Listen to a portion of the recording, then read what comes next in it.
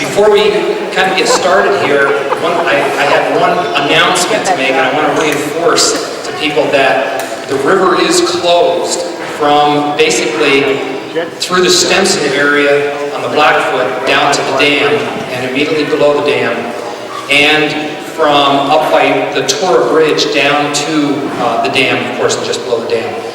We've been having a lot of people on the river. It has been causing some problems. It's pretty dangerous out there right now. There's a footbridge that across at the interstate that we use for construction and running pipelines across. We're afraid, of course, people getting caught under that. There's no trash boom right now on the dam, so you can get sucked through the radio gate. So spread the word that it's very dangerous out there right now, and people will be ticketed. There's a lot of Canadian kids, of course. They will be ticketed by Fish, Wildlife, and Parks if they are out there. So I wanted to reinforce that. Anyway, tonight what we're going to be talking about is kind of a general update. We, of course, had a meeting in April, and this is kind of an update of what's going on since then and what's going to be going on in the near future on the site. We also are going to have anyway, myself and Diana should be talking about some of the community involvement and redevelopment stuff. We'll be up first. Then Doug Martin, where's Doug? He'll be talking about the restoration, trustees' restoration of the site. And then one of the important topics we want to talk about tonight is the impacts on groundwater and wells. And I'll talk a little bit about that and about what our plans are there, but Tony Berthelot, PhD student at U of M, will be up here and briefly present his findings of his modeling study that he's done and the predictions he's made. Anyway, this is what we're going to be covering kind of on just the general reservoir cleanup, construction progress, bridge mitigation, powerhouse removal, which is you might have read about it yesterday in the newspaper, powerhouse removal, sequencing, the area well strategy, community involvement, redevelopment, and then the schedule. Just wanted to point out, it's kind of interesting because this is the drawdown that occurred back in 2002, and you'll see next that was from the bluff. This is what it looks like today. And I'll just point out some of the features. This has all occurred. We started the drawdown in June 2006. Basically, that's when work started. And of course, Envirocon is doing the bulk of the work on the site. And I'll just show some of the areas of the site and what's going on. Of course, what we finished before high flow this year were the flood berms. And you see those, they protect the area that we need to excavate from the Clark Fork River, and a flood berm along there, and also a flood berm along the Blackfoot River. Now this flood berm here, we used it this spring. It was very overbuilt for this spring, which I know Envirocon wasn't really happy about, but at the same time we didn't know what kind of flows we were going to have this spring. And the construction had gone, of course, several months in advance. But this, if we hold the schedule, will not be used anymore. And the old channel won't be used. This, however, the Blackfoot River, of course, this going up this way is Clark Fork, this is Blackfoot. This berm will be used throughout the project and will actually tie into the bypass channel that's presently being built. And I'll get into those and some pictures of those in a little bit. The bypass channel is being built. The sediments are being stockpiled in this area on the upper end of what we call Area 1. This is our sedimentation pond area. This area here is the rail car loading bed, and right next to it is actually the rail bed itself. So the materials will be loaded from this pad onto the rail cars once the spur is put in. Next. Anyway, one of the things that I wanted to mention was there are a lot of people involved here. It's gone along pretty cooperatively. Of course, we always have our differences, but we seem to work them out. But I just wanted to point out some of the actors. Of course, BP Atlantic Richfield and Northwestern, who are involved with the work on the site. And of course, Envirocon is their contractor. we, EPA, and DEQ actually oversee that work. Also involved are the Corps of Engineers. They're involved with the oversight of the work. They're contractors to me on the site to make sure that Envirocon's meeting their specifications. They're also involved with bridge mitigation. U.S. Fish and Wildlife Service involved in wetlands mitigation. Of course, the Confederated Salish and Kootenai tribes, they're also a trustee here and involved in a lot of the resource issues. I've already mentioned DEQ. There's also the NRD program, who, of course, Doug Martin, who they're involved in the restoration. Fish, Wildlife, and Parks. They're also involved in the restoration, but they also do a lot of monitoring for us of the fisheries, both telemetry studies and cage fish studies that monitor the impacts of what's going on fish. The Department of Transportation, of course, they're involved in the bridge mitigation. In fact, they're right now in charge of the Highway 200 bridge, and they're also involved with review of design with us on the interstate highway design. Missoula County, they're deeply involved. They're especially deeply involved in a lot of the public water supply and just domestic water supply issues and sampling. We get a lot of help from them. The Bonner Community Council, they've provided us a lot of input, and they play an important role here because they are a conduit to our boss, and along with the county commissioners. Of course, the Milltown Redevelopment Working Group, and they're involved in some of the future redevelopment, and the Clark Fork River Technical Assistance Committee. They've done a very good job, I think, of spreading information, putting out a lot of information on the site to the public. Also, I wanted to thank Doug Ardiana here. He's worked hard with us, both on our community health and safety team, as well as providing for us the use of the gym when we needed it. Anyway, just a little bit about the Clark Fork and Blackfoot River berms. This, of course, is looking downstream along the Clark Fork River berm.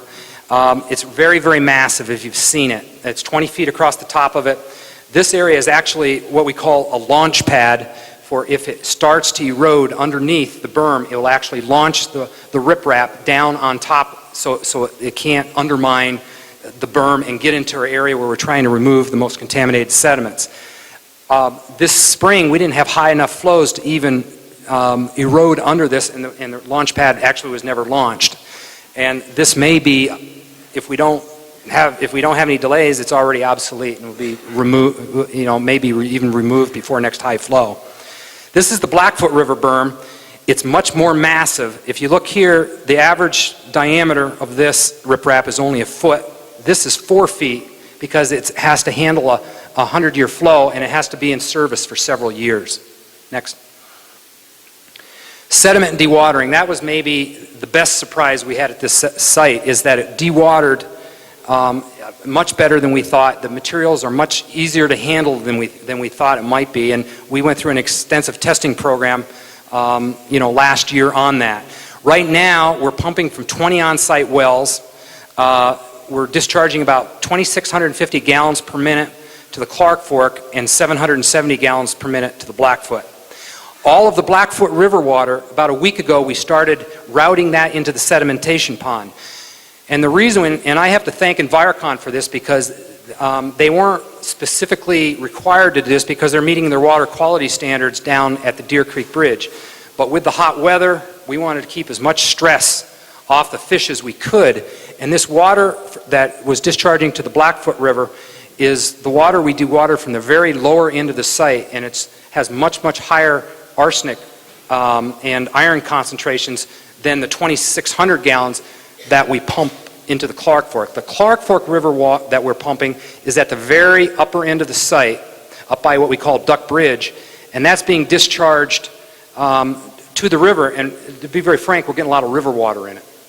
And that's why it's such a high volume. It's a very porous area, and because we're getting river water in it, it's not very contaminated relative to the rest.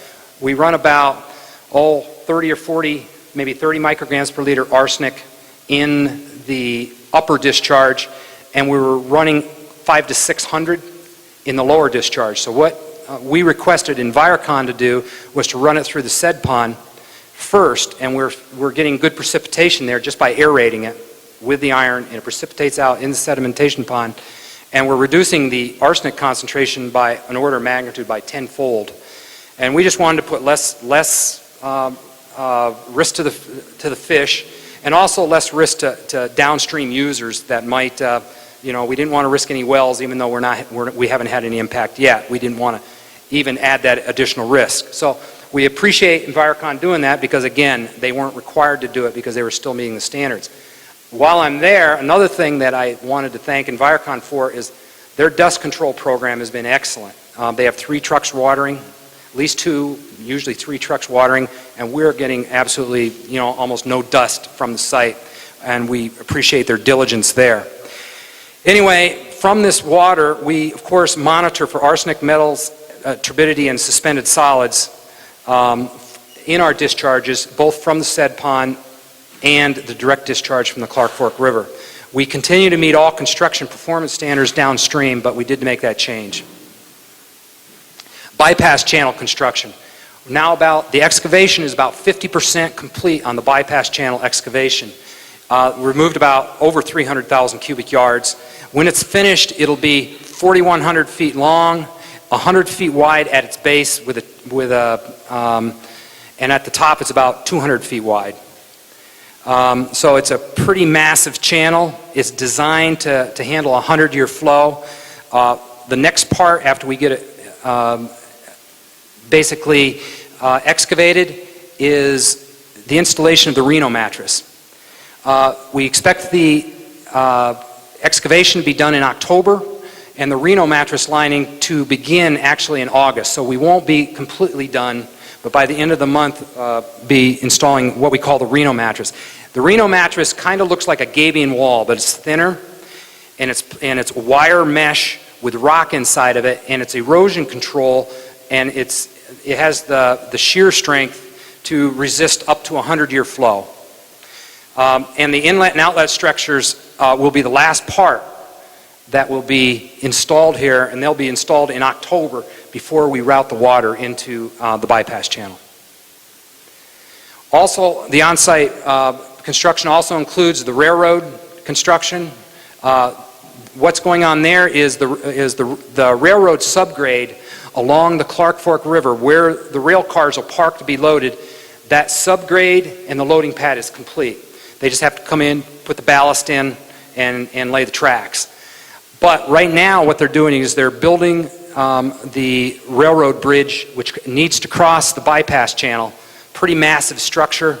If you hear pounding over on the river, there's 2 things going on. We're installing H-pile on the interstate abutment, but there's also H-pile being installed for support structure for the railroad bridge that crosses the bypass channel. Next thing I wanted to talk about was the interstate. What's going on in the interstate right now? We had some problems with our jet grout. What originally was planned for the abutments of the interstate highway was to drive H-pile adjacent to the abutments and tie that H-pile into the abutments. Just standard techniques. We've already done it on the westbound lane. We're working on the, eastbound lane. We're working on the westbound lane now. Also with the abutments, we were jet grouting between what we call the bents, and they're kind of look like piers, but they're not in the water. They're up on the banks. Between the bents and the river, we proceeded with high-pressure jet grouting. Put jet columns in, basically turn all of that earth into cement is what the plan was. However, we're pumping there at 5,000 pounds pressure. We started to get some movement in the sediment layer, 22 feet down, and so we had to stop the jet grouting because at a certain point it will cause potentially the bents to move. Now that never occurred, but we stopped it. We're putting in what we call a micropile wall. And this is the best view I had. I know it's not good, but this is the bents on the west side, and this is a view of the west. This is the river down here. This is one bridge, this is the other bridge, and in front of those bents will a wall of micropiles. 8-inch casing will be drilled down into bedrock, filled with concrete and rebar. And there's a line of them. I think they're on 3-foot centers. And this will be done in front of all 4 abutment and the bents in those abutments. The actual bents are these columns here. Anyway, next. But anyway, the unique part of this is actually, even though they're in a straight line, they're put down at an angle to provide structural support. As you can see, it depends where they are in front of the bents, but they're put down at an angle. Guys make fun of me because they think it's like the old church, you know, but they're like this, and there'll be a cap on top of them. And of course, the bottoms will be down into bedrock. It has caused us a little delay with jet grouting, but it still allows us, hopefully, to meet our schedule of finishing up all the bridge work on the interstates, at least the structural work, by November. Highway 200 bridge. No really change from the meeting we had back in April on Highway 200 bridge. They still plan, at least the latest word is that they still plan to install temporary bridge upstream of the current bridge. MDT is currently reviewing bids, so nothing is finalized yet. And this would occur in the fall 2007. And they would have installed the temporary bridge first and then remove the old bridge. The completed new bridge under the latest kind of schedule would be completed in November 2008. It would take approximately a year to do that. Now there's a meeting coming up in the end of August, and hopefully by then the plans will be, and the bids will be signed and whatever, with MDT and the contractors to move forward on this. This is kind of an alignment. This is the same picture that we showed in April of where the existing bridge, where the possible detour bridge might be. Again, that'll be August 30th, 2007, 5:30, 7:30 at Bonner School.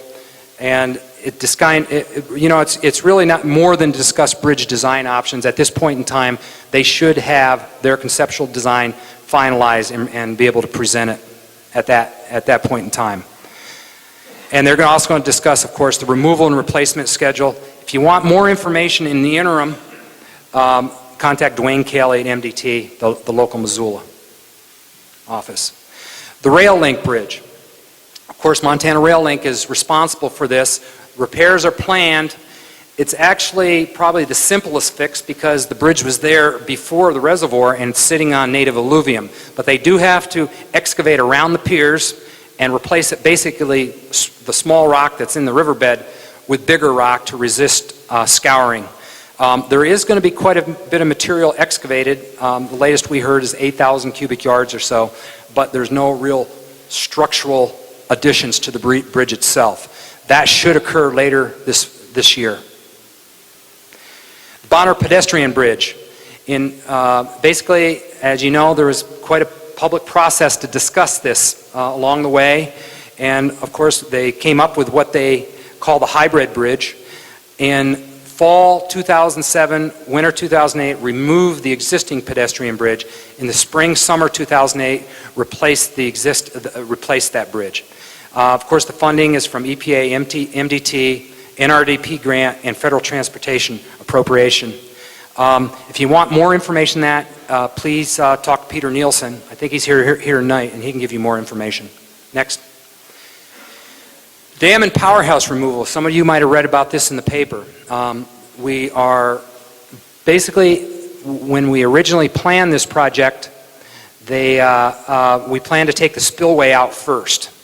We saw some technical impracticability after we got into more detailed design of this, and so now Envirocon has come with us with a different proposal, and actually DEQ and EPA like the proposal. We're looking at if there's any fatal flaws, and of course we're going to have to go through the design process for that. And the big thing that precipitated it was there was problems with the cofferdam design. You want to go on next? With the cofferdam design for the spillway removal. When we first got into this, it has to do with how big the cofferdam has to be, how much we could embed sheet pile given the amount of alluvium and how close it is to bedrock. All those things, I won't get into details, all those things combined to the fact that we had to have a very, very massive cofferdam here. What happened was it had to be so massive that it started making so we couldn't excavate all the spillway in the dry because the cofferdam was blocking the removal of the dam just because of the size that this would have to be. As you can see how wide it has to be. Well, what occurs then, why don't you move on to the next. What occurs then if once we removed a portion of the dam, we could only go down at a certain angle because of the cofferdam design, and that would cause us only to remove a small portion of the dam, and then we'd have to breach the cofferdam, take out the rest of the dam in the wet. The agencies didn't want Envirocon mucking around too much in the wet, and they weren't excited about trying to remove the residual spillway 20 feet underwater. So, we recognized that as a problem a while ago. We, the agencies, didn't know what the answer was, but we recognized it and started those discussions and said, what's the alternative? So it was kind of a very different alternative in removing the powerhouse first. The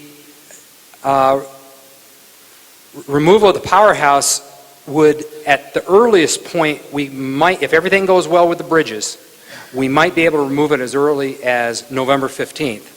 Depending on how the bridge mitigation goes, it could be as late as April 1st. We have a lot of flexibility there. Of course, Envirocon would like to get it out of there as early as possible, and if they can get it out early enough, they could still get the spillway out before high flow of 2008, very early 2008, if we can get the powerhouse out early enough. If not, we're going to have to get the powerhouse out by April 1st and then remove the spillway in the fall of 2008. We don't like working in the river in the summertime because the turbidity just puts so much stress on fish that it's just difficult. When I mean removal, I mean having scouring events. That's the big thing. We generate, when we start removing things and lowering the river, we get a lot of scouring. We want to stage those so it's cold weather and preferably during high flow. Now, this is the cofferdam design, the conceptual cofferdam design for the powerhouse. There's an existing cofferdam, actually, and it's exposed now that the reservoir is drawn down from back in 1988-89 when they did the rehab on the dam. Now, the sheet pile has been removed, but the vestiges of the cofferdam are still there, and extends to about this point. While they were operating the dam at of course, higher pool level, the water went over that cofferdam and around that cofferdam through the forebay, and penstocks, of course, generated power. Now that it's down, this is all dry through here, they would have to put in a cofferdam basically between the divider block and the vestiges of the old dam. Of course, a portion of it has to have sheet pile installed, and then they could remove the powerhouse. That powerhouse would be removed down to the powerhouse floor, and it could pass a lot of flow. This is, I forget, 100 some feet across here, and it allows us to lower the reservoir, get water through here, which allows us then to build a smaller dike here and take the spillway out. Of course, after the spillway comes out, there would still need to be, the water would be lowered again, and there would still be additional materials that would have to be moved from the powerhouse. Next. Of course, there's some benefits to, as we saw, to removing, and this is really a change of sequencing for us. It solves our cofferdam problems. It maximizes what we call the removal of triangle waste, which was always a problem. There's some waste here that we didn't know how we were going to get out because of how we had to design the cofferdam and so forth. Well, this removes this because once we can get the water flowing over in, through the spillway, we can remove this waste. It also reduces the peak scour in the stage 3. It kind of breaks up the scour into more equal portions, and that can be that actually reduces how much peak scour we have when we originally looked at removing the spillway first. we were going to get a lot of scour out of the Blackfoot River. Not out of the Clark Fork River, because remember, everything's in the bypass channel, but out of the Blackfoot River. This kind of breaks this scouring into different episodes, and our concentrations won't be as high. We're hoping then there'll be not as much of impacts downstream. It also allows more time for bridge mitigation, because the original plan showed basically a drawdown through the penstocks this fall, and we had to get the bridges done before this. To take the powerhouse out, we actually stay at what the level is right now before the powerhouse comes out. So we have the potential to leave it up until April 1st. Now, we don't want to take that long, but if necessary to get the bridges done, we have that additional time. We are going to have a big powwow in the end of September to see where everything is as far as schedule. And at that point in time, we have to make sure all our sequencing for all aspects of the project are going to match up to allow, and that'll tell us when we can actually take the powerhouse out. Next. There is a couple downsides of removing the powerhouse first. We don't see any fatal flaws, but I know there's people involved here with the Historic Preservation Group. We have to speed that stuff up. And get the, I know there's a generator that's going to be saved. We have to find a place to store that. There's other things that may be coming out of the powerhouse, and we have to speed that up by about 8 months. Also, fish passage. If we don't get the spillway out by April 1, 2008, we would delay fish passage upwards of 8 months. And, of course, we get a little more scouring in stage 2. Even though it's more equal, we do get more scouring in stage 2. The next kind of important topic, and Tony Berthelot is going to talk about the modeling that the University of Montana did. But what we wanted to do is come up with a strategy for dealing with wells in the area. Now, Tony will get into the projected water level drops that we expect in area wells, but I think what you can expect is right in the Milltown area, we can expect probably, say, 6 to 8 feet, if not more, and this is right in town, of drop in water. That, however, we have most of those people on alternate water supply have replaced their wells already. In the Piltsville area, we can expect probably, then this is in stage 2, the next stage, potentially this fall, 1 to 2 feet drop, and in the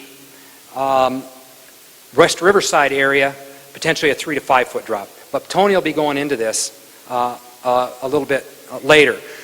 But anyway, we have basically a kind of a two-pronged strategy. One is the evaluation phase, and we've already started this, but it's to determine inventory of wells at risk using public information, state and county, and the University of Montana report that Tony has produced. What we're really looking at here is how much water, what's the depth of water in people's wells.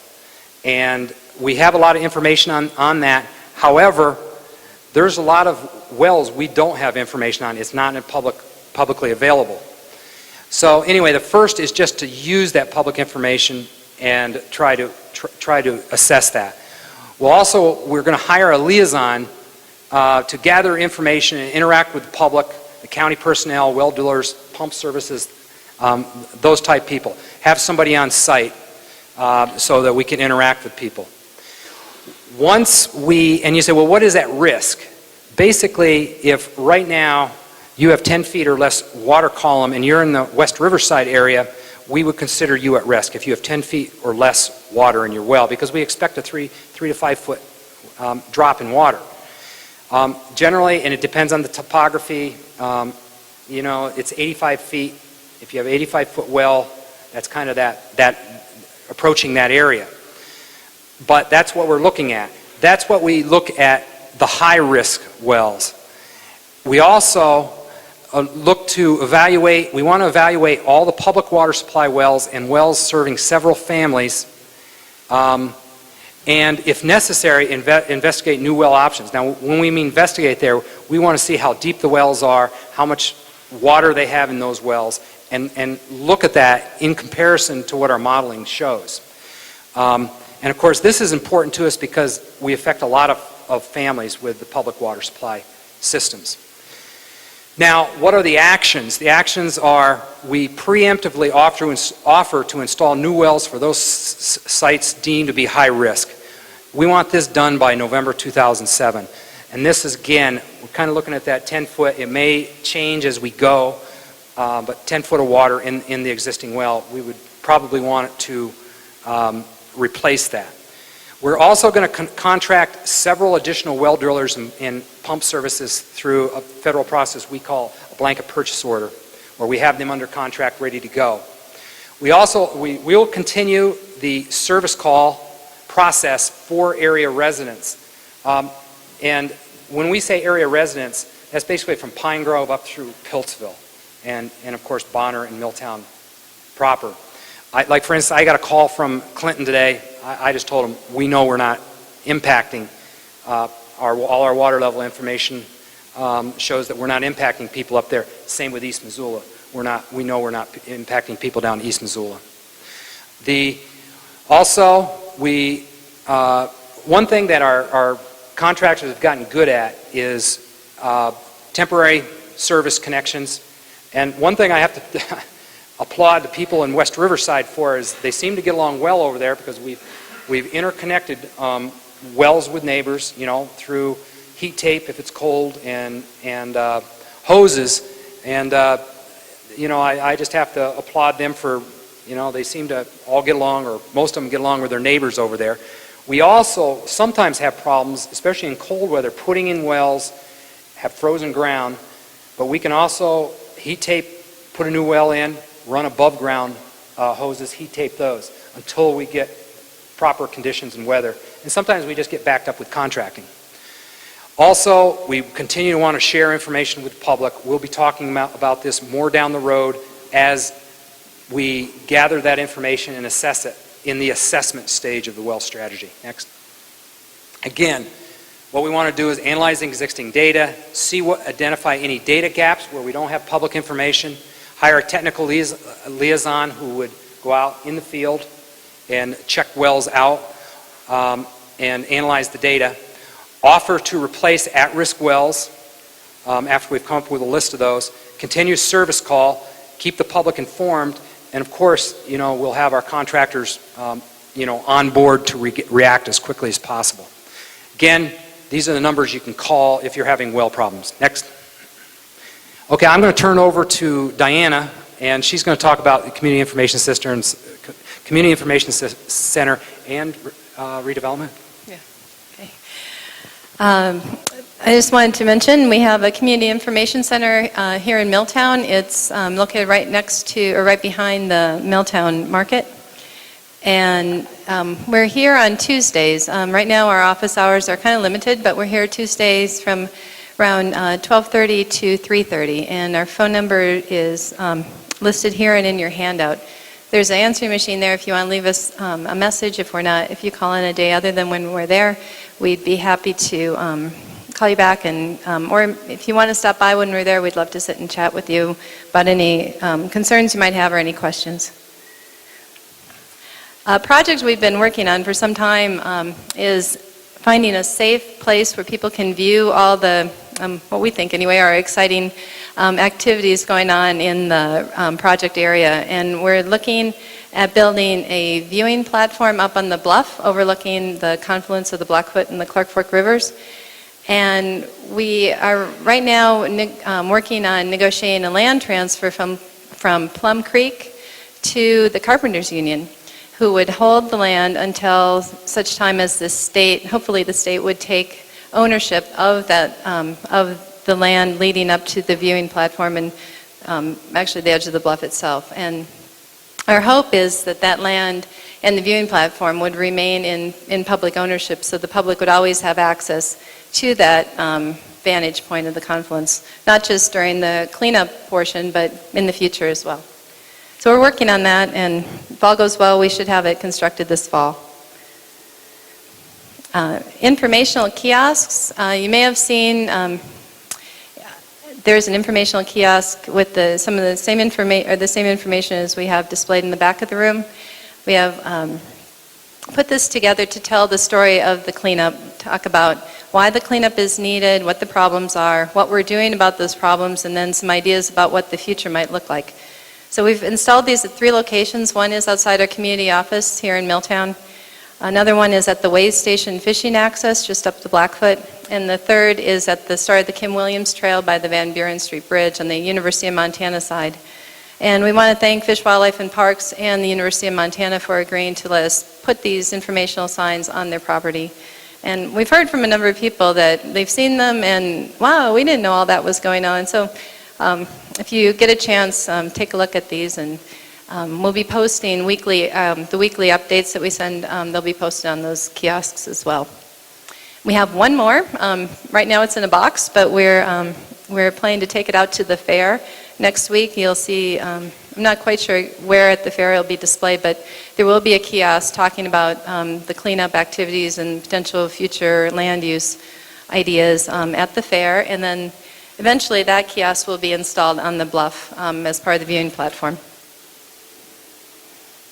There are a number of opportunities for you as community members to be involved in this process. We have a redevelopment working group. We meet every month. The 4th Tuesday, we meet in the Lutheran Church, Our Savior's Lutheran Church here. Our meetings start at 6:30. They usually go till about 9 o'clock. And if you don't want to come to the meeting, but you'd like to find out what's going on, they're broadcast on MCAT. And if you don't know some of the, actually, there's a number of work group members here. Could the Milltown Redevelopment Working Group members raise your hands? And just, so if you look around, there's a number of neighbors here, and if you want more information about the working group, you can talk to one of your neighbors. We also have a design review team. We have some public representatives on that design review team.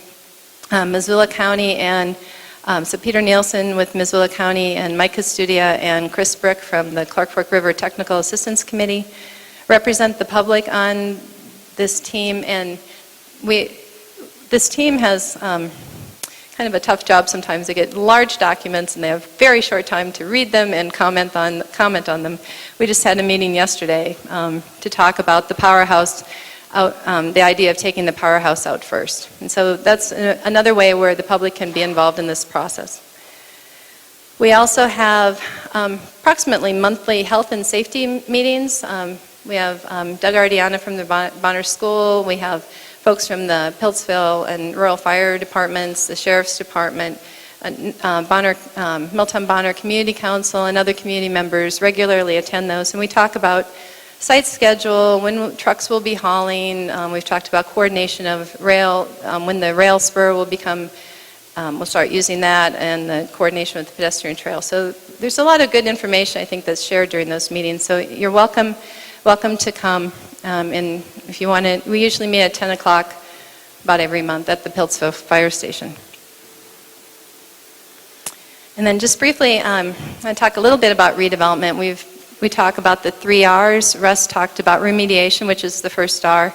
Doug Martin's going to talk about restoration, which is the second R, and then the third R is redevelopment.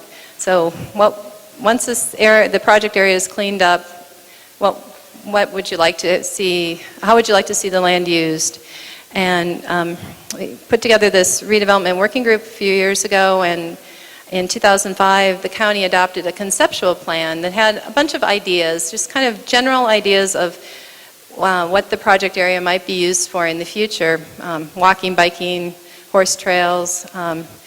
We had some thoughts about how to preserve. There's a rich history here with the powerhouse and the dam, and a lot of people care a lot about the history of this area and how to preserve it. So there's a subgroup that looks at historic preservation. There's a group that looks at outreach, how to keep the community informed and involved. And then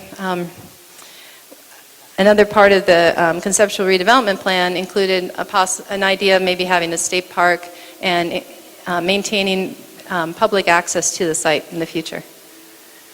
So following up on the ideas for a public park, the consent decree that we have with ARCO and Northwestern and the site trustees gives the state of Montana the first option at owning the lands in the project area.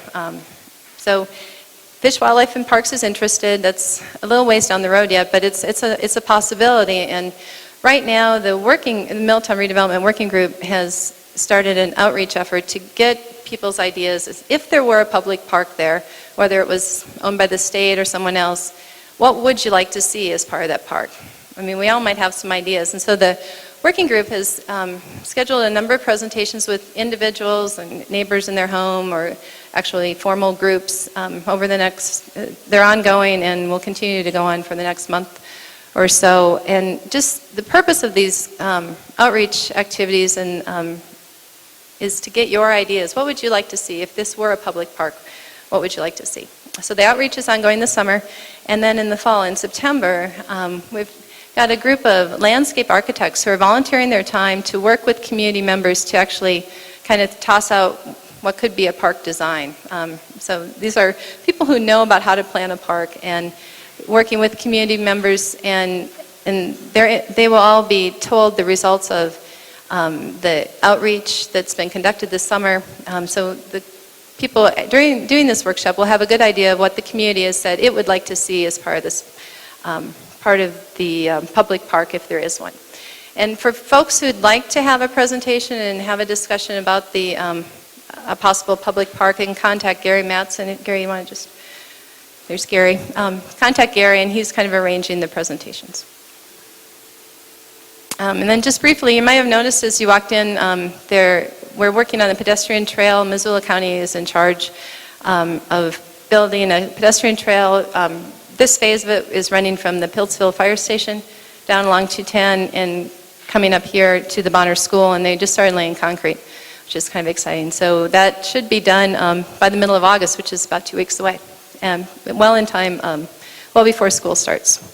And then additional trail work, the idea is to extend the trail out further along 210 and Rustic Road.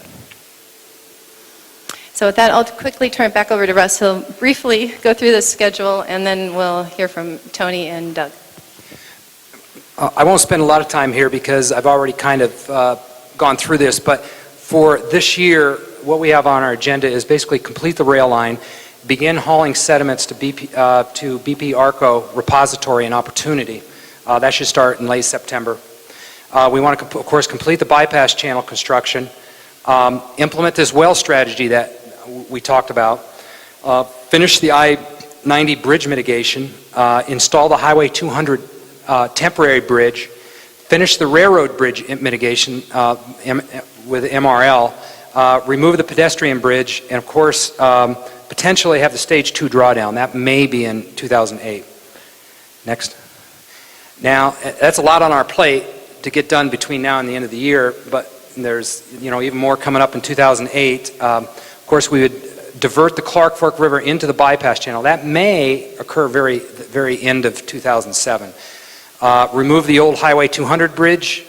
Of course, that's after the temporary bridge is in place. Construct the coffer dam and remove the powerhouse. That would either occur late this year or early next year. Continue the rail hauling of all the sediments. Complete the Highway 200 bridge work by the end of 2008 so that the new bridge would be in. Of course, complete the pedestrian bridge work, remove the Milltown Dam spillway, and what we call the Stage 3 reservoir drawdown. Basically, it would be down to base level at that point, would occur in 2008. Just more information, call me, Diana, Doug, Keith, or Peter at the county. I guess next we turn over to Doug. Is Doug here? What's that? Yeah, well, are there any questions while Doug's coming up? Why don't just bring that up? Oh, he's right there. Hold on a second. Any quick questions? There'll be more time at the end as well. Go ahead. What's the well? Why aren't you doing that right now?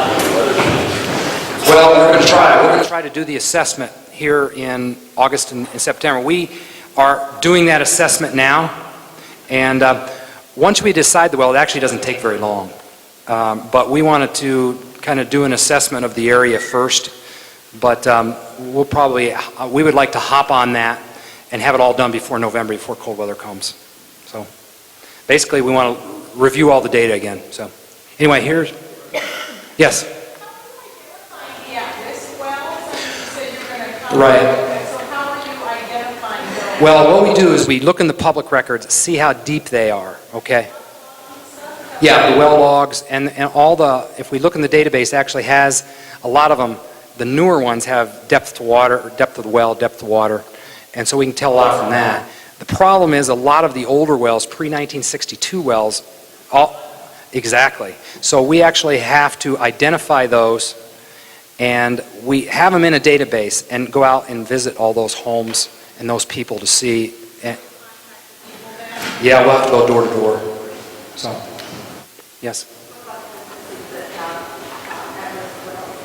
Excuse me? What about the businesses in the area that have that wells? The businesses themselves, we look at those same as domestic wells. The small businesses now, for instance, we don't look that way at Stemson, you know, or Montana Power or Northwest, you know, Northwestern, but the small business owners, same. So, Doug.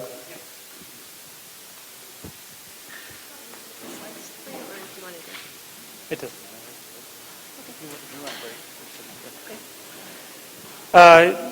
Good evening. My name is Doug Martin. I'm with the Natural Resource Damage Program, and I'm one of the project managers for the state leading the effort on the restoration activities that will take place at the end of the remedial activities here. Before I get started, I do need to recognize the other trustees, because this is a trustee-related restoration project. The U.S. Fish and Wildlife Service and Bill Olson is the trustee with the Fish and Wildlife Service. Also, we are in consultation with the Confederated and Salish Kootenai tribes, and I do not see Mary Price here tonight, but the tribes are also associated with this. And we do have a few posters in the back, some new posters on the restoration that I'll show up here.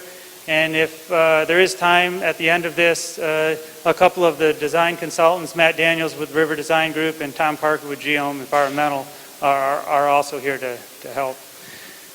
I had a joke about the hot weather here, and I decided to, instead of telling the joke, I'll just shorten my presentation. And if anybody wants to hear more about the restoration, and if you have an air-conditioned building, invite me and I'll come over. Back in 2000 through 2002, the state started a phase 1 conceptual design on the restoration plan. After that was done, and that document was used during the negotiations for the consent decree and the settlement that ultimately happened to integrate the restoration with the remediation here at Milltown. After a lot of data collection, in 2004, we developed a Phase 2 draft design. That Phase 2 draft design went through a national peer review, went through some public meetings, and we have revised that document. At this time, we are working on a Phase 3 final design for the restoration activities. And the information I'm providing now is associated with that, and also it's the same information that's provided in the back of the room. After we're done with the Phase 3, this will lead to Phase 4, which is actually the implementation of the design process. This is a list of some of the deliverables or some of the documents that we've produced through the Milltown restoration design process. And I know you can't read all of these, and it wasn't, I didn't put it up here so that you had to read them all. It was just that we have gone through a very exhaustive and very intensive design process here, and also an intensive review process of this. We continue to have peer review by Corps of Engineers and others on this project to continue to provide us with support. So once we are in this pending stage right now, the grading plan, which are some of the figures you see in the back and some of the figures I'll show, are in some final draft forms. There are some minor tweaks that need to be made. These are the types of documents that the people associated with the redevelopment are going to be interested in looking at, because now is the time to start integrating some of those activities which we said we would integrate. We're also working on some bank stabilization and structure elements, and then also that'll all be put into one final design which we hope to have done by the end of September, and we hope to have this package ready to start implementing next spring and next summer. This is a 3D conceptual drawing of the grading plan. In the past, you've seen a picture of an aerial photo with a whole bunch of topographic lines on it. The dam is in this area right now, Milltown Dam, which here on this drawing is showing it is gone. And here is a reconfigured Clark Fork River. The restoration activities will start somewhere up in this area, and the floodplain will be reconstructed here. I'll identify some of the elements you see here and talk about some of the elements you don't see here. The main channel of the Clark Fork River is right here, a reconstructed channel. This lighter green area is what we call the bank full floodplain. That is an area that would be inundated by flows once the river comes over the bank. The lighter greened area would be a higher terrace, a slightly higher terrace. That would contain that bank full flow, but during a higher flow, a 10-year or 25-year flow, the flows would get up onto that terrace. And then we have higher terraces yet, which are the darker green, and those will grade up to the existing ground level that you currently see out on the edges. Just as a point of reference for people, the abandoned rail grade on the south side of the reservoir runs on this area right here. It runs along the brown. This other color brown here this is actually Pinky Harris's property, his ranch land, and this is the northwestern property. The BDG and the sheriff's posse is right here. So this is the stuff just upstream of that.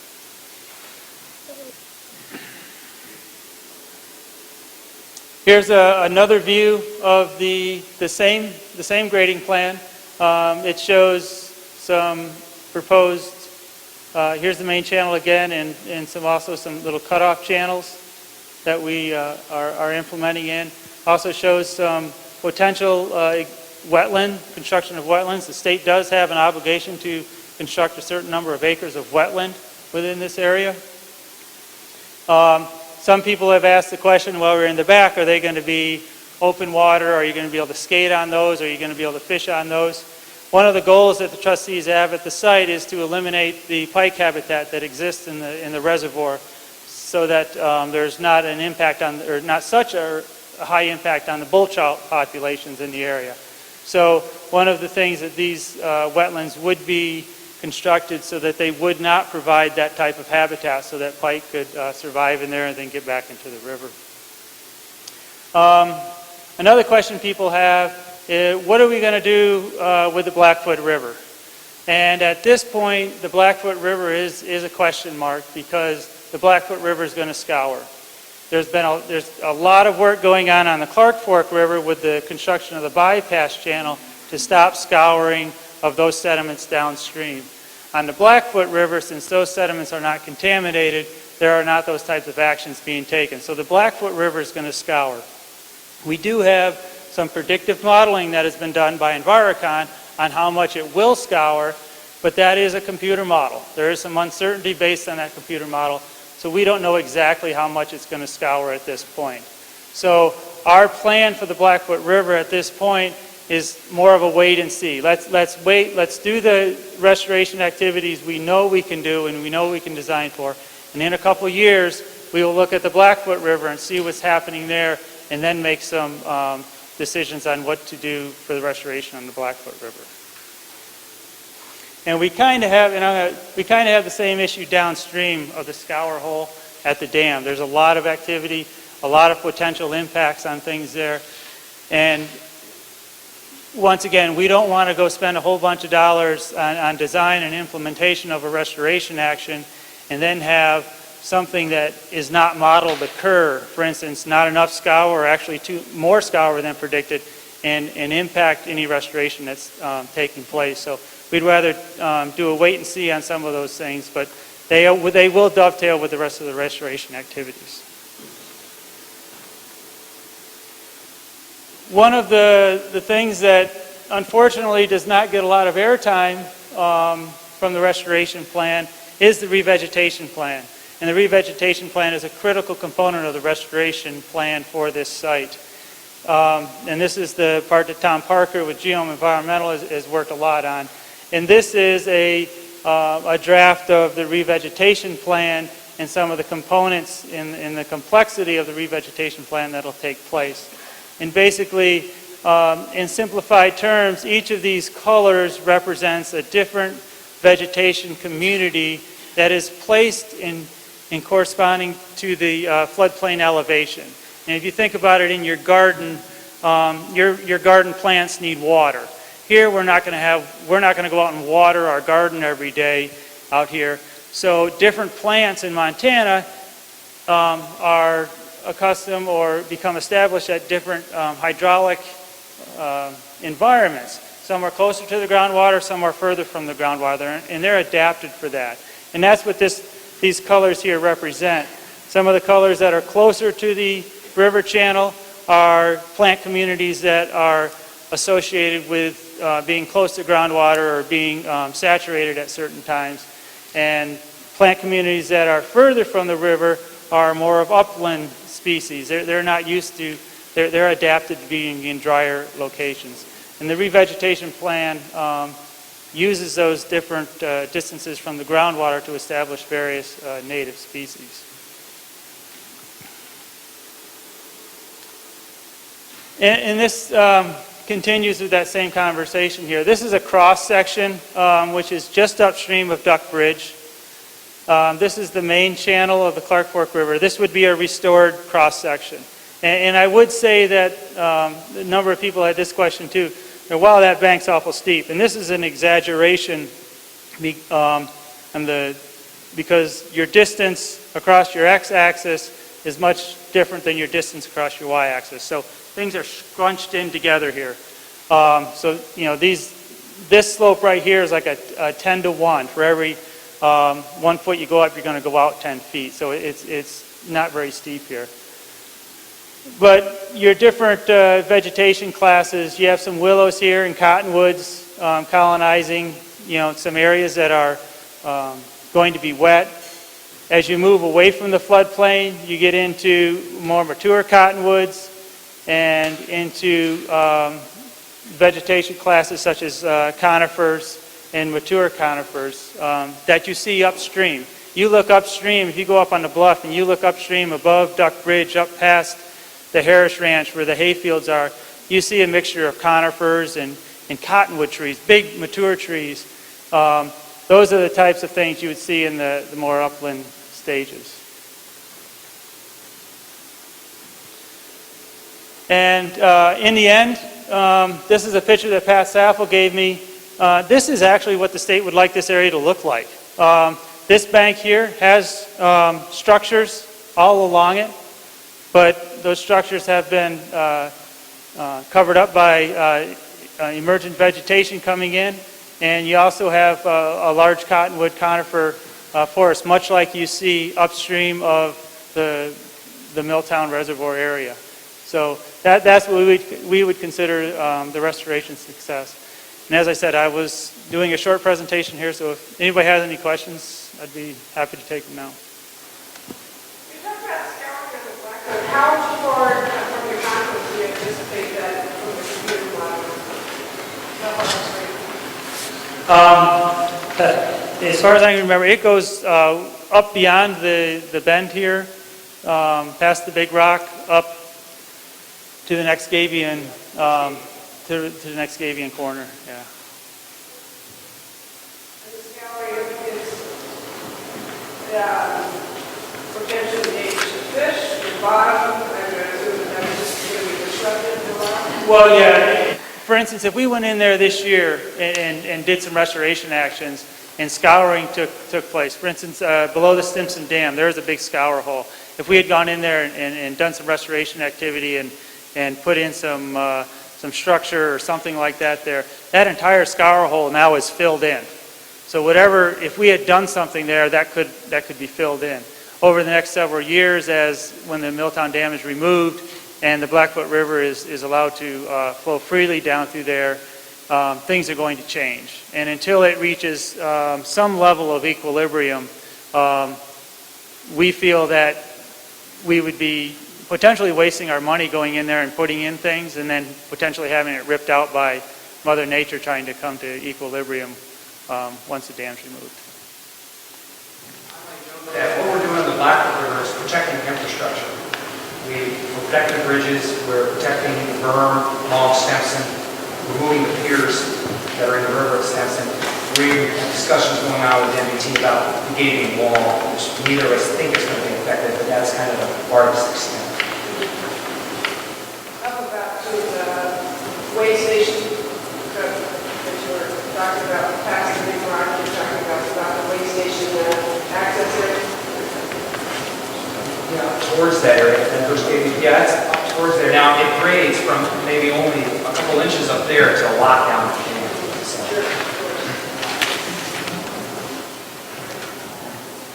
If there are no other questions, I would extend the invitation if you do have, sorry. So I mean, initially we're just kind of, there is no real vision then for how the Blackfoot River itself is going to look in the Blackfoot area 4 years from now? You know, there is a conceptual vision, and we did that in the conceptual restoration plan where the Blackfoot River channel will narrow because there will no longer be a backwater. The effective width will be similar to what you might see, you know, upstream, and it will revegetate. Actually, one of the things that Tom has done this year is going out and he's starting to monitor areas where the drawdown has gone down and monitor those areas to see what the vegetation is doing, see how it's changing. One of the things he's seen on the Blackfoot is he has seen a lot of willow and cottonwoods coming in. So potentially it will revegetate itself. There are a lot of weeds there. We are looking at implementing some weed management in that area and then trying to improve the success or the natural success or the natural revegetation of that area. Okay. But I would extend an invitation if you would like to hear more on this, please feel free to contact me. Or sometimes it might be easier to get a hold of Diana and she can get a hold of me to say, hey, so-and-so wants to talk to you. And I know that I have been requested to come to the community council meeting to bring some of these figures that we have so people can start looking at those and we can make those available also. A lot of you have heard my name or Anthony Farinacci's name referred to, well, poking things down your well or your neighbor's well over the last year and a half. Anthony has gone on to take a job in Seattle, but you'll be seeing me for hopefully several years working on this project. I am a fourth-generation resident of the Valley and did my undergraduate here at the University of Montana in geology. Then I went on to University of Alaska for 2 years, and I've been back for 2 years doing my PhD and working on this project. So this is kind of my life, and for the last year I've pretty much been living on this report. A lot of you have been interested in the report. You can find the report online at the EPA website, so you can download it. There's a PDF version, and if you don't have a computer or don't want to spend the ink or whatever, you can put your name on this little paper up here on the front table, and the EPA can get you a copy of the report.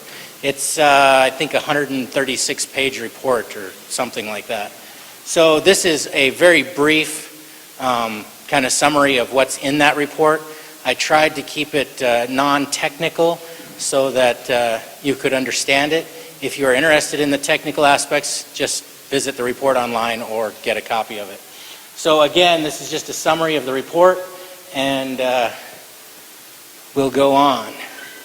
First thing we're going to talk about is just the study area in general and what we did, what we saw, what may happen, how it's going to affect you possibly, And one thing that you want to keep in mind throughout the entire presentation is this little water thermometer down here in the bottom right-hand corner.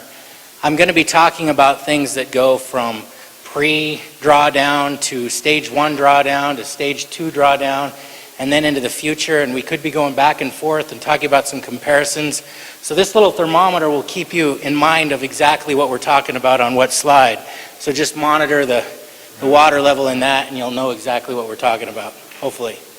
So, study area.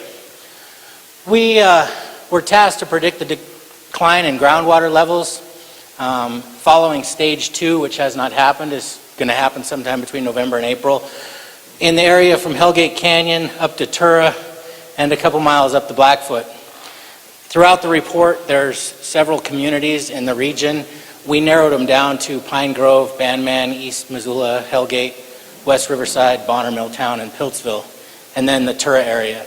These are used throughout the report, so if you don't see your local community up here, we shoved you between a couple. To do this, we collected field data and we created a three-dimensional groundwater model to make the predictions of what was going to happen in the future. So the shape of the aquifer was the first thing that was of concern to us. So last summer, I collected several hundred gravity points. Gravity is one means of geophysical data collection that will tell you something about the bedrock topography. That was combined with other University of Montana students' data, and we came up with a bedrock map that looks something like this.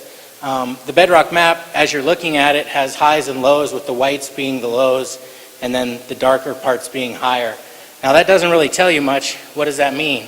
Well, if you were to put somebody right here on Bonner Mountain above Piltsville and look across to the Rattlesnake, what you get is the shape of the basin. And so this is what we get, is a three-dimensional view of what the basin looks like underneath the alluvium, underneath the sand and gravel. You have to imagine that this entire thing here is filled with sand and gravel, and that water is flowing through that sand and gravel. So up here is Tura, up here is the Blackfoot, here's Milltown Dam at the confluence, and it is on a bedrock high. And one thing to note about the bedrock is if you look at this, it looks like a nice stretched, smooth, saran-wrapped surface.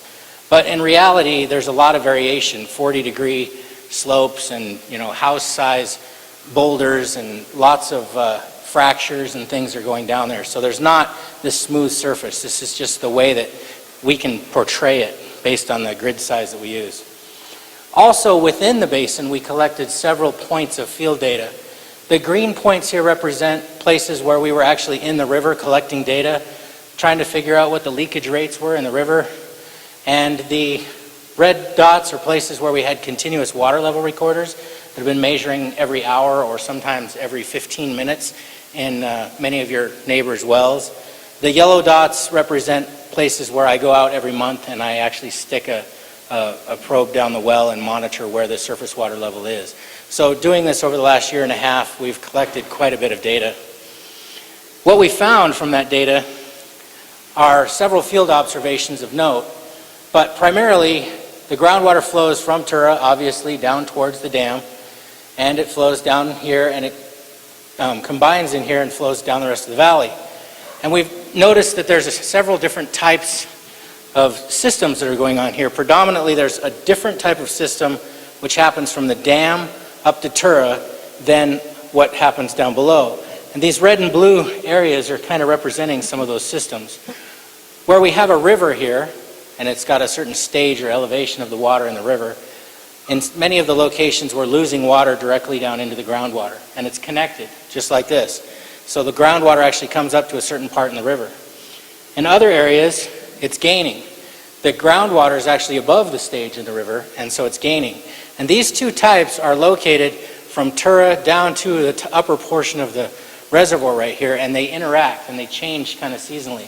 So where we collect the data, which we collected approximately every mile or sometimes every half mile, those data points were used to put into the model. Now, the other type is a perch system, where your groundwater here is completely down below where the river elevation is. And you have some leakage rate which is going through a non-saturated zone. So you've got some pretty much dry sands and gravel here, and then it's leaking down. And as the stage in that river increases and gets higher during higher flow, then we have an increased leakage.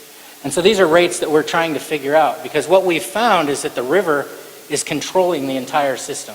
There's a certain flux that comes in, groundwater is pretty stable, but this leakage that comes out in whatever method is either coming in or coming out of the system is primarily what's driving the groundwater, and so that becomes of vital importance to us. So, looking at some of the data that we collected, this is well 110. The location is in Piltsville. It's kind of on the new access road that has been built out there. Right here in June, this is when stage 1 drawdown occurred, and we had a continuous water level recorder out there prior to the stage 1 drawdown. The continuous water level recorder continued June, July, August. There's dropping water levels in the system, and we had combined with the stage 1 drawdown. Now this one goes all the way to January, and you can see that the low is, sometime in November actually right here. All of these orange dots represent historical measurements over the last 27 years. So all of the reports that I could get my hands on were compiled and put together, and all the data for this particular well is right there. So people come up to me and say, well, what's the impact? Well, to figure out what the impact is, first you have to know where was it. So what we do is we take kind of a range around these historical measurements, and we say, here's an average line that says, well, that's about what it was historically. And so knowing about what it was historically, we can say here in the 1st of November, we're about 2 feet. And that's what we saw in well 110. And I think Peter's shown images, not here, but at the last meeting we had, which actually showed these impacts. And one of those examples is this. You might have seen this at the other meeting. So we take that well information for all the wells, and we spatially put it out, and what we get is this. And so here in this area, we're 5 to 6 feet of impact. This is after the stage 1 drawdown that we actually observed. This already happened last June. And then it kind of peters out to 2 to 3 and down to 0 in some other parts. So we took all of this data, the knowledge about the river, what we saw from the first drawdown, and we tried to stick it into a computer model. The first thing you have to do to put it in a computer model is you have to divide up the area into what we call cells. So we divided it up into 150 by 150 foot cells. And to give you an idea of how big that is, each one of these little white squares is a cell where we had to insert data into the computer model, how fast it's flowing through or what the leakage rate is from the river. And then in each one of these squares, we had 7 layers that we put into the model, because there's different layers of clay sand or sandy gravel or coarse gravel or fine gravel. And so we took well logs and we put all that data together and we came up with a model. And then we let it run. And after we let the model run, we have to see if the model did a good job. So we compare it to what we actually observed. And this is good because we had a year of data. So we go and we measure some water level in a well, and then that water level is compared to what the model actually predicts by letting it run should be in that well. If it's too high, if it's predicted too high, then it's red. Like here in the Piltsville area, our model predicted a little bit too high water. And if it's blue, then it's a little bit too low. And we looked at regions, and then we calibrated and we tweaked the model and we changed some of the parameters until we got something that we thought was pretty good. Now this is pre-drawdown. If you look at the little scale down here, this is before we did any drawdown. This is March data before the June drawdown of last year. So then we let the model run over time. Here's the time where March is, and then 30 days later, 60 days, 90 days, this is me going out and checking your wells on every one of those months. And we have a observed line, which is the blue line up here, and then we have the red, which is the computed line. And we want to make sure that the model is reacting to the system, the changes in the river, the changes in the leakage, the changes in the fluxes that are coming in. And here at this particular well at HG20, which is in West Riverside, we're a little bit low in June, we're right on here in November, and in April we were a little bit high. But overall we were within 1 to 2 feet throughout the entire system. It was reacting properly. And so this we liked. The model is a simplified representation of our understanding of the groundwater system. It's not gospel, it's not what's actually out there, it's just a representation. It appropriately represents groundwater conditions in the study area, both field measurements and historical. However, there is some uncertainty in our bedrock surface, just by the way we measure it. And there's, like I said, about every mile or so, we checked the riverbed leakage. And that can change within that mile, and so we extrapolated it out, and there's some error involved with that. And the groundwater level itself, every time I take a measurement down one of your wells, I don't know if you just turned your irrigation pump off or not. And so when we're comparing it to that observed measurement, there's some fluctuation in that as well. And so overall, there's some uncertainty in the entire model. However, we come up with what we saw before. This was the observed 2 feet drawdown, again in well 110 in Piltsville. And our model, after we deemed it to be calibrated, is showing that in Piltsville at this particular well, we have 6 feet of drawdown from where it was at pre-drawdown conditions. If we take that again and we put it out spatially, we get a map like this. And there's a map similar to this in the back, so it also has a little bit higher transparency, so you can actually look at your house and say, I'm here. This is stage 2. This is this coming November or next April, whenever we do the next drawdown. Approximately 19 feet of drawdown is what we modeled for, and these are the zones. So about 16 feet of drawdown right in the reservoir, and going down to 8 to 10 feet West Riverside, 2 to 8 feet in Piltsville, depending upon where you're at. This is available on the report, and so if you're more interested in it, then you can get the report directly. Here's a blow up. This is the one that's in the back of the room. So you can actually see your street and say, okay, well, I'm here at 9 feet, and that tells you how much impact you're going to have, or we expect you to have, after the next drawdown. Right, this is the stage 1 and the stage 2, so it goes from any drawdown to what the next drawdown is. So you've already seen in some locations, let's say you've seen 4 feet, and this is expecting 8 feet. That 8 feet is not in addition to the 4 you've already seen. That's a total of 8 feet from where you started from. So you ask, how does this affect my well? And I've kind of tried to put a cartoon together. Peter put one together in the back here. But this is 5 different wells looking at in the study area, just examples. And here's pre-drawdown water level. And then we go to post-stage 1. So this is after last June, and we are about 12 feet down. The water level drops, and you see this nice smooth surface, which is just like the map that we looked at before. However, this smooth surface doesn't really exist out there, and that's because of some local pumping that happens. So I tried to bring this little video to show you, to demonstrate what local pumping is. Here we have 2 wells, domestic wells pumping and a big irrigation well. And as the wells pump, you get this little cone of depression that happens around your well. This cone of depression happens, and then there's interference between the two until this well eventually goes dry because the other well is pumping. Now, if you were to look at the regular surface, that well should have never went dry. But because you're turning the pumps on, it went dry. And this effect is something that we're really concerned about in the area. If I can stop this. It stopped on mine. I don't know why.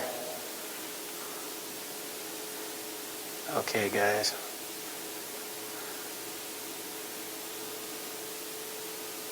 We're just going to move on to this. Okay, so the surface actually looks something like this. Instead of some straight across surface, we have little cones of depression from each one of the wells and some interference between them. And so this is actually what the surface looks like.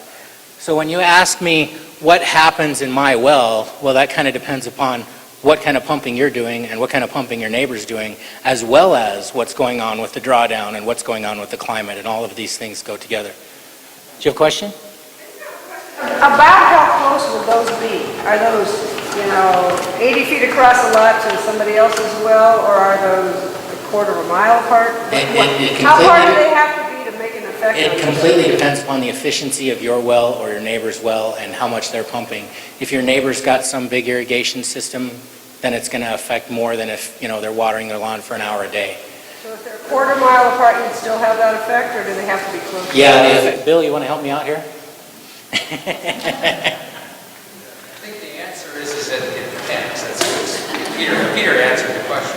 But I think that the issue that we're trying to raise now is that actually in these very high transmissive sediments that are in the valley, when you turn your well on, it probably has little effect on your neighbors because as you're pumping, there's so much water trying to move through, it doesn't draw down too much outside of your well.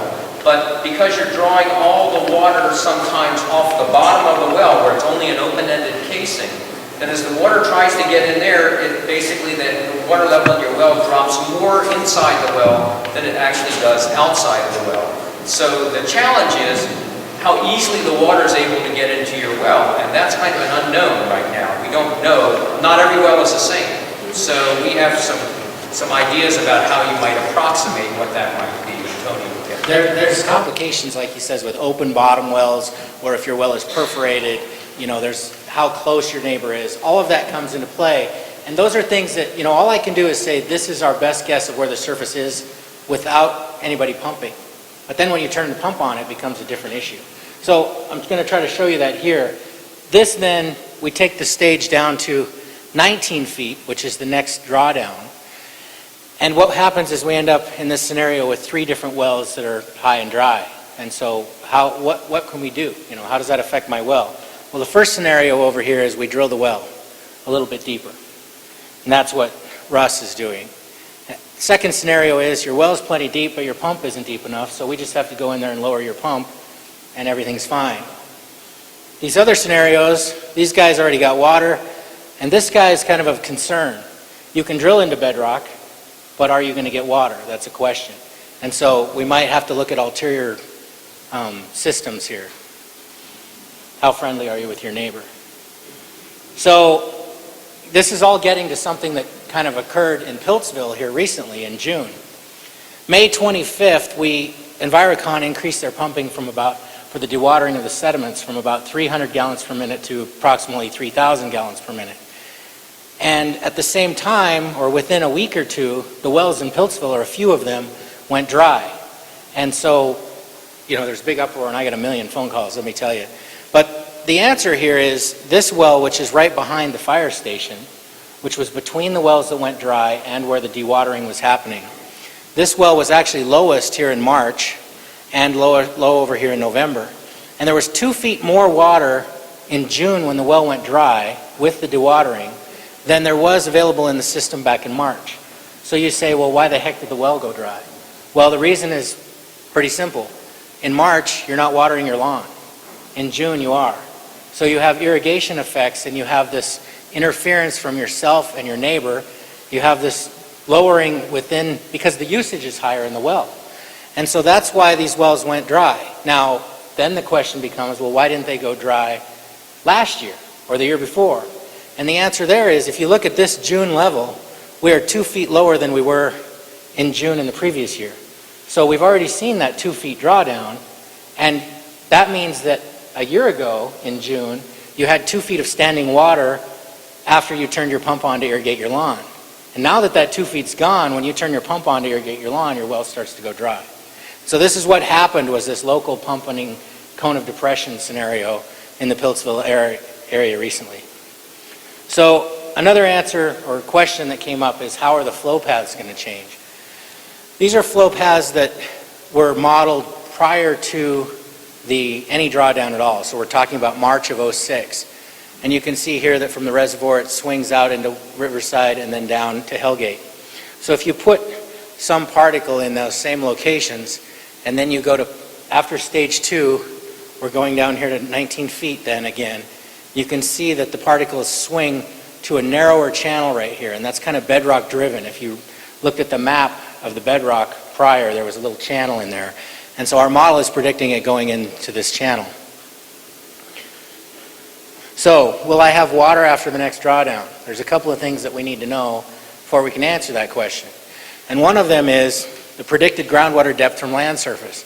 Many of you probably came here today and the only piece of knowledge that you know is that something might happen, and I have an X number of feet deep well, a 95-foot deep well. Well, what does that mean? Well, that's where this map comes in. This is predicted groundwater depth from the land surface. So in this area of yellow up here, we're 60 to 80 feet deep before we get to water from the land surface. So that tells you if you're less than 60 to 80 feet, you're already dry. You're going to be out of water. And this is at 19 feet, so this next coming November. Now, if we hypothetically put a well over here, let's say under the Stimson property, and here's our big well. I'm going to try to visualize what information you need or I need, or EPA needs, in other words, to tell you whether you're going to have a problem or not. So, first thing I tell them is, predicted groundwater level is going to be here. That's the map that we already saw. And that's great. That says here I'm 60 to 80 feet down where it's yellow, and that's where the water level should be. But then you need to add the pumping level. You turn your pump on, you start irrigating, you take a shower, you do something like that, your pump level drops 10 feet in your well. This is just hypothetically. It's different for every well depending upon the efficiency. But your pump then can't be sitting right at the top of that surface either. Your pump has certain operating needs. It has to have an operating head above the pump. You have to have the 2 to 3 feet, let's say, for the space of the pump itself. And you have to have space below the pump because you can't have sediments coming directly in. So all total, you need 20 feet additional from wherever your intake is of the water to where the predicted water level is. In other words, to have an operating pump in this hypothetical well. So these are pieces of information that the EPA, myself, everybody needs, and yourself, you need to know. The next piece of information you need to know is, okay, I only have 5 feet above my well and it's going to go dry and somebody has to drill me a new well and something's going to happen. Do I have any room to drill the well? And that's where this map comes in. This tells you from that water surface that I just told you the depth to, how far do we have before we hit bedrock?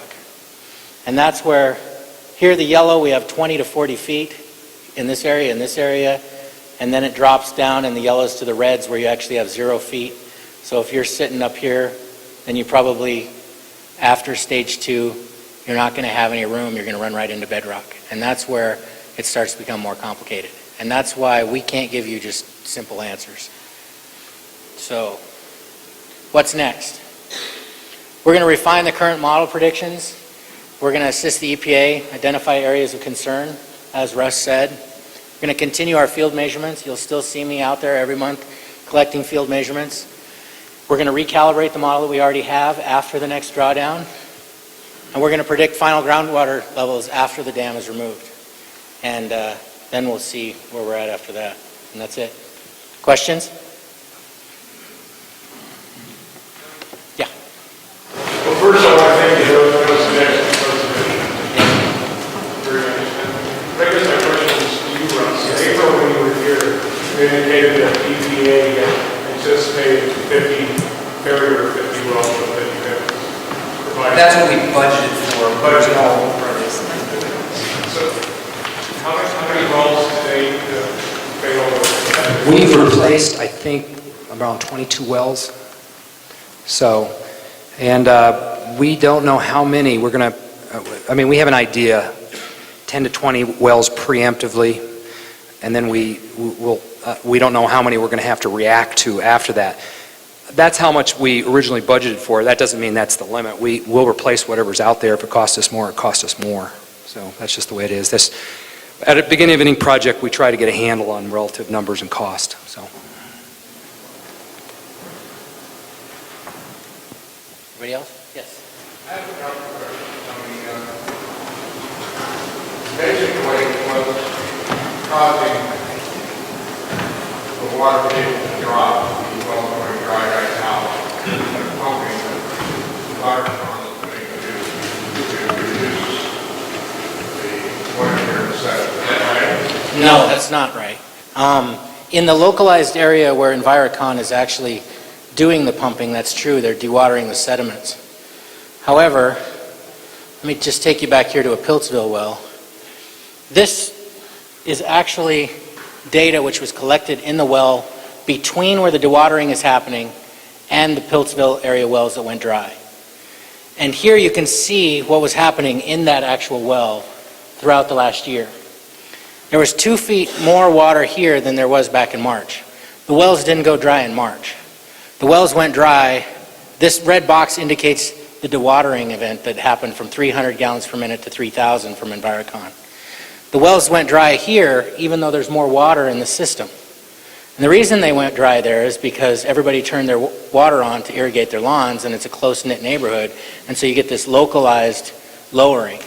However, that's combined with the fact that we're 2 feet lower here than we were last June, and that's because of stage 1 drawdown.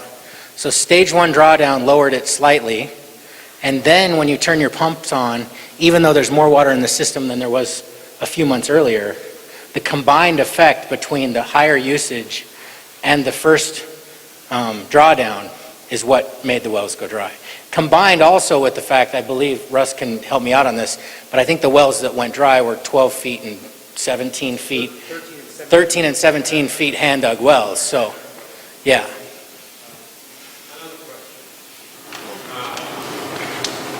I know of one instance in Russell County that the house, well, one of the doors is not open right now. The dirt settled, left a front crater around me. And also a retaining wall that's high. Now, I did notice in my home, an area that I haven't gotten any cold, because we have a lot of cold in our home. But it appears that there's an area in the back of my yard that's sinking. I can't prove that, and I'm just bringing this up. And I would like to see transit set up and check for it. But anyway, and in my garage, and my patio, there's cracks in it. And I started asking, I didn't think anything about it for a while. I figured, especially in my garage, it's really strange the way, in the shop area, the way the concrete is cracked. And I don't have any idea if this has anything to do with it, but in the last 6 to 8 months is when it started happening. I don't know what the cause it, but I'm just bringing it to your attention because I really feel that we probably have to settle it. I don't know right now. Well, you know, that's a tough question, and of course we've seen that that property in that area, the water is maybe, and we're looking at from March to March or June to June is about 2 feet different. We've had a lot bigger drops in other areas and had none of that. In fact, well, I'll give you an example. We had one home in West Riverside where before we ever started the drawdown, or even started this project, they were having the same problems. And we did have to come in and replace the well, but it wasn't until after we started the drawdown. So we don't think those things are connected. I know these are old homes. I don't know if it's coincidental or not, but you know, it's of course it's been seen in other parts of the countries where you have lots and lots of drawdown. I mean, you know, I've seen where it's been hundreds of feet. Aquifers have been drawn down in Texas and so forth, in Florida, where you've had problems, but we just can't imagine that 1 or 2 feet would cause that. So. Any more questions? Yes? I'm not advocating any new laws, we already have enough. But what about some education to some people who aren't here tonight? I live in the West Riverside, and I'm completely surrounded by retired people. And all but one of us, I'm not retired, but all of us have the good sense to irrigate our lawns at night. But I've got a neighbor right next to me, and then 2 wells have been replaced downstream from me, across my alley, and 1 block over already. And this gentleman has a golf course like greens over a 4-acre stretch. Yesterday, after he waters every day in the heat of the day, he mowed his lawn 4 times and then went out there with a sweeper behind his tractor and picked up everything so there was no mulch going. Guess what? Today that lawn was brown. And he's drawing down everybody else's, you know. I mean, there's no way you can explain. 4 acres is a big lot, you know. And he won't listen to me, he won't take any hints, he won't take any suggestions, and he never comes to these meetings. Now, I don't want to get into internal neighbor-to-neighbor conflicts here, but one thing I can say from a hydrological perspective here is that in the West Riverside area, our transmissivities are off the chart. We have 60,000 cubic feet per day flowing through there. Your neighbor could pump 24/7 and it probably wouldn't bring it down a half an inch in the neighbor. Now that I can tell you just based on the data. However, in Piltsville, you know, several of those wells we were looking at 600 to 800 cubic feet per day. And so we're several orders of magnitude less. And so if you pump or your neighbor pumps, then that's an issue. And realize, as Bill said here, it's not necessarily your neighbor that's affecting your well, it's you. Because, you know, we're telling you that this is where the level of the water is. And combined with you and your neighbor and everybody, it might drop it a little bit. But really that 10 to 20 foot of drop that you're getting in your well, if you're getting that in your well at all, is because of when you turn your water on. So if you're taking a shower and you're watering your lawn at the same time that you're doing your laundry, then, you know, that level in your individual well is just going to plummet. And that's when you might have been able to do all three of those things prior because you had 12 feet of static water level above your pump. And now we've dropped it 2 feet and you go dry. I never did do that anyway. I was superstitious. I grew up on a Right. ranch. I just wanted to be clear that the West Riverside area has got real high transmissivities, and so you probably don't have to worry about your neighbor as much as the Piltsville area does. I mean, he has to pay the bill, you know. Well, we don't want to step in with any type of regulatory approach, you know. I think though one of the things, especially in your area, and we're trying to focus this on areas, and Tony really outlined it well. We know the transmissivity over in West Riverside is really, really high. What that really means, and we've seen this as a result, when we see minimum water levels, for instance, November through March, that's when we see the problems over in West Riverside, because no matter how much you pump, it really probably doesn't draw down the wells a lot, because there's a lot of water transmissivity in that area, what they call transmissivity. These shallow wells in Piltsville were different. The transmissivity is a lot less. You can be affected a lot more by your neighbors. And, you know, the deeper wells in Piltsville are fine, but if these, you know, there's a couple shallow ones there, 25 feet and less, that can really be affected there. The bad part about Piltsville is there are a lot of shallow wells, so the drop of the aquifer is probably going to impact you more than your neighbor's pumping or the general pumping in the area. And that's really what we're focusing on in this assessment over in that area. So. Well, I noticed in that one thing where you projected where the channel would flow on after the second stage and third stage. Well, there's a natural old riverbed right up against the mountain where Lions Park is.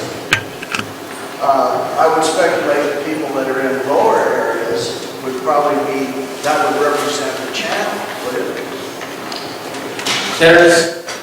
There is a channel that heads up right along the mountainside, but looking at the gravity, it's the deeper channel that's going to drive the system as it comes down. You can imagine it as a channel, let's say a V channel, and you've got so much water in it, and so your flow lines are being able to, say, be 50 feet apart. And then all of a sudden you drop that V in half, and so instead of 50 feet apart, your channel is now 25 feet apart, which is forcing those particles, let's say, from being 50 feet apart flowing down to being 25, and that's just because you've brought the water down in this V-shaped channel. And so that just confines it into that region. And that's where the groundwater model is really showing that it is driven by the bedrock. And there is uncertainty in the bedrock too, so. Yes? I live at Greenland Trailer Park in West Riverside, and in the case of a situation where we've got several people on one well up there, you know, it could be different than the situation he's describing. But we have about 4 wells, I think, for that trailer park or something like that. What is the situation, what would be the impact on us up there with that kind of a situation when they do the final drawdown? Because when I first came to the meeting, before the very first meeting, the university students had a plastic model and they were putting dye in it and all that, showing us. And it looked to me right then that we were going to be severely affected, but they said no. And all along, every time I ask at a meeting, they say no, we won't. Is it still that way? Is it still that we basically, I think our wells are 95.9 feet deep or something. So what's your what do you estimate on that? I'll let. Of course, Tony is going to be analyzing this data more. We're putting special emphasis on the community systems, so we'll be looking at those community systems. But the bottom line in that area is going to be how deep your wells are and what your, from surface level and what the aquifer depth is. And I can't tell you that you won't be affected. But we know, and Peter has submitted actually some information to me about that area. And we're going to assess that and take a look if you are affected. We're really hopeful that you won't be there. That's pretty far west, and your wells are 95 feet deep there. And as you go further and further west, the impact is less and less. So, I mean, the closer you are to the Blackfoot River, and like for instance the Stimson problem, the more you'll be affected, as shown on Tony's map. So, again, to answer that question, the simplest thing to say is look at the prediction and know where your pump is and how deep your well is. If you come to the meeting and you have no idea how deep your well is, it's hard for us to stand up here and say, yes, you're going to be affected, or no, you're not. Right, and that's the total depth of the well, but is your pump 20 feet down or is it 80 feet down? And so those are other questions, and then again, even if you know where your pump is, when you turn your pump on, how much drawdown do you get? Are you in a high transmissivity zone that only draws down a couple of inches, or are you in one of those locations where when you turn your pump on, it drops 25 feet? Well, that's part of what I went over before was basically we have to have an assessment program, and for the public water supplies and the multiple family wells, we're going to put specific emphasis on those. Plus, through analysis of all the data we have to identify, quote, high-risk wells, and where we don't have to have data, we have to go out and get that data. And we'll be hiring somebody to try to do that.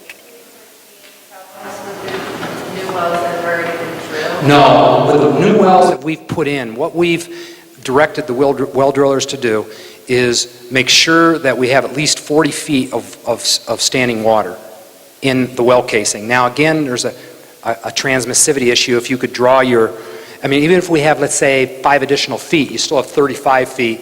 It's very unlikely that you could draw the well down, because most of the wells we pin in are very, very productive, especially in the Milltown area. Exactly. You have probably 60 to 80 feet of standing water and a very transmissive. That's in the well replacements right in Milltown. I have kind of a hypothetical question. Yes. Say that in this next drawdown, all of a sudden we come up with 50 or 60 wells with dry all water. Is there some type of plan in place?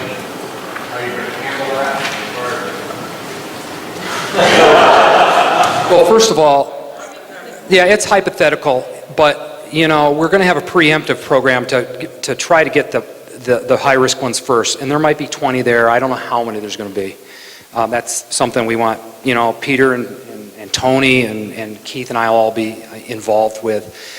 But if we have lots of them, we're trying to get a bunch of we have 3 well contractors, and like I say, we want to get several more on board so we can call them and get them out there. And hopefully you have friendly neighbors, because some of these situations, it's hard to predict. As Tony said, it's not only the water level. If you happen to be in an area that's a little less transmissive, and you may have a problem where 100 feet away you may not. Now, luckily in West Riverside, we've seen very transmissive alluvium for putting the wells in, and neighbors have been very friendly. So stay friendly with your neighbors, because Maybe basically that somehow try to get that audience in the neighborhood. Kind of prepare people. I know in my area I have a well on both sides of me. Right. We've got hoses and done our thing. and it worked well. I mean, For years, and I mean, that's the right thing to do, but Right. it's all everywhere. One of the things we also find, if we get a lot of drillers on board, we usually can put in wells pretty fast. It's hooking them to the systems, and especially in the wintertime, digging trenches. And but we're pretty good now hooking things up temporarily. So our pump service people there and well drillers are used to that, and you know, we're going to have to all kind of work together on this. We want to be preemptive, we want to have an aggressive program, but then again, we don't want to put in 50 wells that aren't needed. Another thing I will tell you is if you have wells that are good and they remain good, the deeper the wells we put in, the higher the iron, the higher the hardness, and you have sweeter water if you're the higher up it is, and I hope you, in general, that is. And you know, it's not always best to go deeper if you don't have to. So. Any more? Bill? Oh. Ooh, back there, somebody. Nope. Bill has a question. Oh. He's going to try to stump me. Can I make a comment? I'm Bill Wilson, University of Montana, and this is a whole lot of information at once. And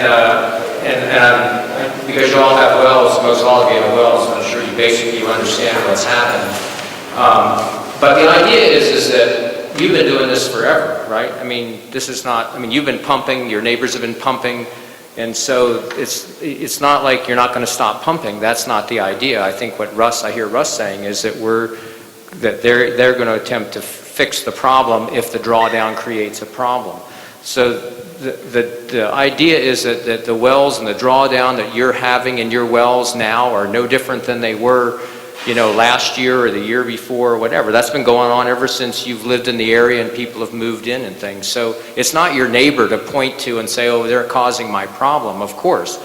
It's, you know, you figured out how to solve this problem by drilling wells to certain depths, and the drillers know to put the pumps to certain depths to try to mitigate problems that they don't want to come back and service your well. They want you to be happy. And it's the drawdown that's had some effect, and that's what we're going to work hard on, trying to figure out which wells are most likely at risk, and Russ is saying that when they're identified, he's going to fix them. He's going to replace those to try to get ahead of the curve. So I don't think anybody's telling you don't pump your wells, don't water your lawns. They're saying, you know, you've been operating like this, keep operating like that, you know, within reason, and, you know, go on as you've been going on. But there are some challenges. We need data to help us sort of get ahead of the ball. So that was just a comment. I probably am really in trouble now. I might just say one thing. Russ already touched on this a little bit, and we need to come around. Basically, there's some list out there of wells. The county has some list, and there's a lot of information on that list. The state has a list. It's usually kept over at DNRC, and there's a lot of information about those wells. Now, the well log law in Montana did not go into effect until 1962. So if people who have lived around here for a long time remember, right after the war, World War II, there was quite a few houses built in the 40s and the early 50s. Then there was another big buildup of houses out in the West Riverside area, late 60s and into the 70s. So those houses built later, their well logs would probably know a lot about your well. Any house that was built before 1962, and this is where we could use your guys' help, is help get the word around to the neighbors. And then like Russ said, he's going to be hiring a liaison to actually do door-to-door and go out and help complete Peter has a list, but his list has data gaps. And we need to fill those data gaps. The state list has data gaps, and we need to, and it's like what Tony talked about. What's missing up, we might know where the well's at, but we don't know how deep the well is, and we don't know how deep the pump is. And those are some critical pieces of information that we need to know, and we need to know from your neighbors. And so if you know, like you were saying, some of the retired folks, anybody out that knows somebody that can't make these meetings, if you help us get the word out, then we can just get on this program. Russ has already started the process, so he's already moving on this, and he's going to beef it up a lot. But we do need to try to get the word around, especially on those older wells where those data gaps are missing. Those are we need to fill in that list and get those lists complete. And then we can identify what are these high-risk wells, go out there and drill them in advance and get those people, make sure they don't run out of water, because it looks like they're going to go dry, and try to get ahead of the curveball here on this. So I just wanted to emphasize that it's this 1962 thing is kind of an important thing. There was no well log law before that, so drillers came out and they put in a well, and they were not required to record anything or do anything because there wasn't a law that made them do it. So just keep that in mind when you're talking to your neighbors. Doesn't matter if you're in Plittsville or West Riverside, wherever, just help us get the word out, and we would really appreciate that. Any more technical questions for Tony? He knows the data probably as good as anybody, so if you do have any particular questions, he's here right now, so. Was they wanted to tell me when our results or what information was that in the report? She asked if I am monitoring your well, how do you find out the results? Basically, some of them, Barbara's in here, and at one point I was writing it on the piece of paper by her well every month when I monitored it. Now she's got a new well and she's not as interested because she knows she's safe. But other things are some people I see every month, and if I see you out, there's a couple of people where I actually knock on the door and say it's 75.2, and they write it down in a little log in their house. I've got 3 or 4 people that ask me to call them before I come, so I call them and let them know so that they can put their dogs in or for whatever reason. There's lots of interaction that goes on between me and the people that I'm monitoring. If you're interested, you just set something up with me and I can accommodate most anything. I mean, we're happy that you're allowing us to monitor your well, and so if you just want to know a measurement every month, no problem. So, and then additionally to that is we submit the data to the county every month, and they produce maps like the one that's on the back, and I think that's on the server, isn't it? Yeah, so several of the community wells are already online, and you can just go on there and look at them every month and see what's going on in the neighborhoods. Which website, Peter? Envirocon FTP site. And you can get that information from Diana if you don't get it from anybody else. So. One thing I might mention, Tony can go out and monitor things, but some wells aren't suitable for monitoring just because we can't get in them because of the way the pump's set up, where they might be located. So there are limitations on what we can do as far as monitoring wells, but I just want people to know that. Any other questions?